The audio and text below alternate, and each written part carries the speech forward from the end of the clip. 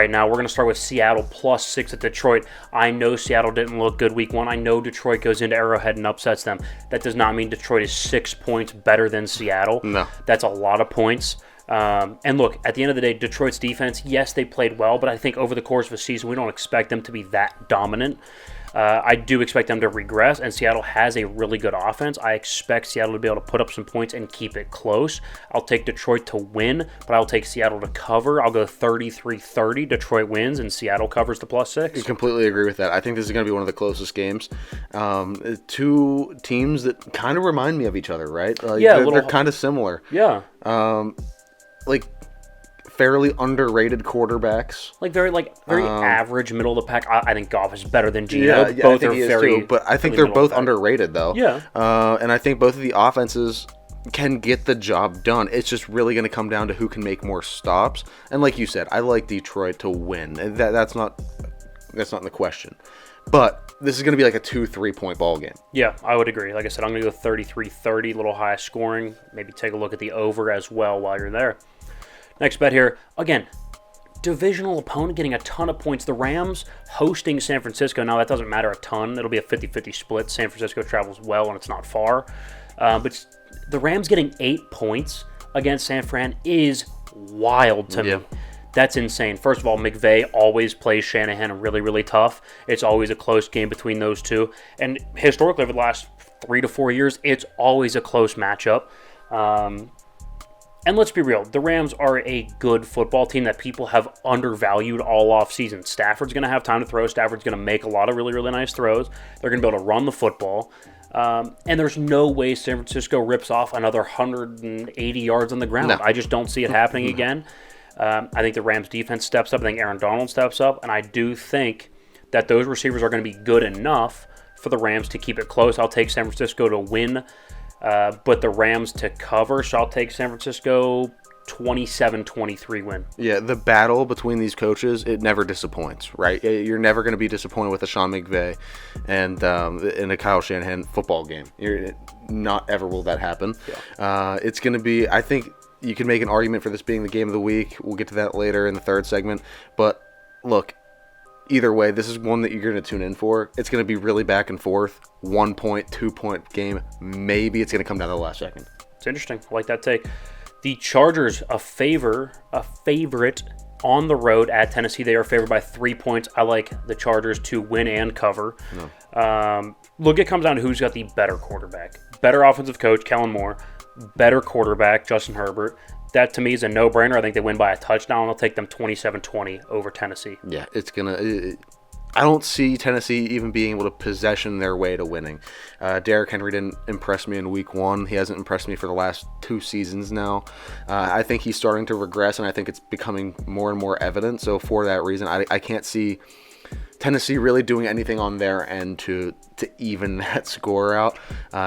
This has blowout potential written all over it. Also, one of the things that shouldn't be overlooked is that Tennessee's secondary is really, really weak. Mm-hmm. And so I think Justin Herbert against that secondary, also take a look at Justin Herbert over on his yards for prop bets. Yeah.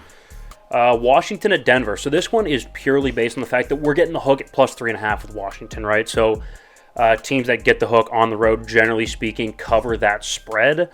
So I'll just take the statistic of Washington, who defensive coach hopefully keeps it low scoring, kept it low scoring against Arizona. Now, granted, it's Josh Dobbs, but still kept it low scoring, kind of a slugfest.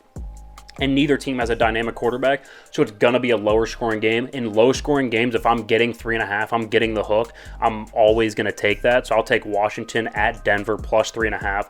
I think Denver wins and covers. I think Denver wins, but Washington covers. I'll take Denver like 18-15, weird score. I'll take Denver to win again, but Washington to cover. Yeah, this is one of the scary bets for me. I think this one. Yeah, this one's the one I feel not very good about. But again, it's the statistical bet, you know. Yeah, definitely riding statistics hard on this one. But if it hits, it hits. This is kind of our reach. I just don't feel comfortable betting on Denver ever or Washington, either of those two teams. I don't feel comfortable betting for or against either one of these teams. Yeah, would it surprise you if Sean Payton and Russell Wilson came out and hung 40? No. Exactly. And it also wouldn't shock me if they came out and got shut down. Exactly. If they put up 10 points and they lose 13-10, right? So that's my thing. Like, I don't know. This is an upset alert for Denver, but I do think they barely win, but I do think Washington will cover that 3.5, getting the hook. See, I like to bet on, like, consistency and consistent teams, and neither of these two teams are consistent. Yeah. That's what makes it tough. So that's why NFL is so hard to bet on. Yeah. All right, Miami. I guess this is kind of a reverse hook. They're favored by 2.5, right? So they can win by a field goal and cover the spread, and they're at New England. And I do like them to win by exactly that. I think they win by a field goal because I do think New England's defense is good enough to keep it low scoring, keep it close. Oh, okay. And I don't think Mac Jones in that offense is dynamic enough to win. I'll take Miami 23-20. I do think they win. They've been really, really good against New England over the last half decade. Even Brian Flores had success, and he, obviously gets fired. Wasn't a very good offensive coach. Even him and Ryan Fitzpatrick had success at New England. I'll take Tua and Mike McDaniels to win and cover the 2.5. I am predicting a divisional blowout in the AFC East. I think the Dolphins are going to absolutely dismember the Patriots. I think that offense is so high flying right now.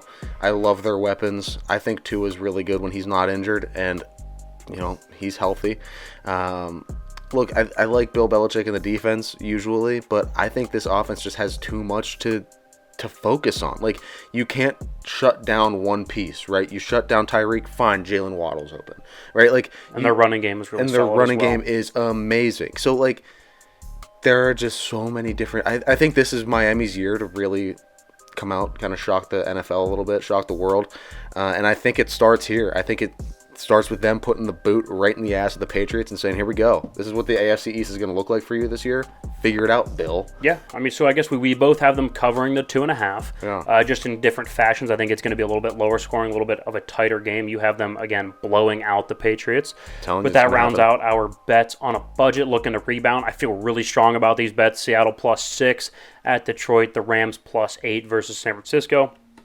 The Chargers favored by 3 at Tennessee. Washington covering the 3.5, getting the hook at Denver. And Miami -2.5 at New England, winning by a field goal or, in his eyes, blowing out the Patriots. Yeah. But either way, those are our bets on a budget, guys. Don't go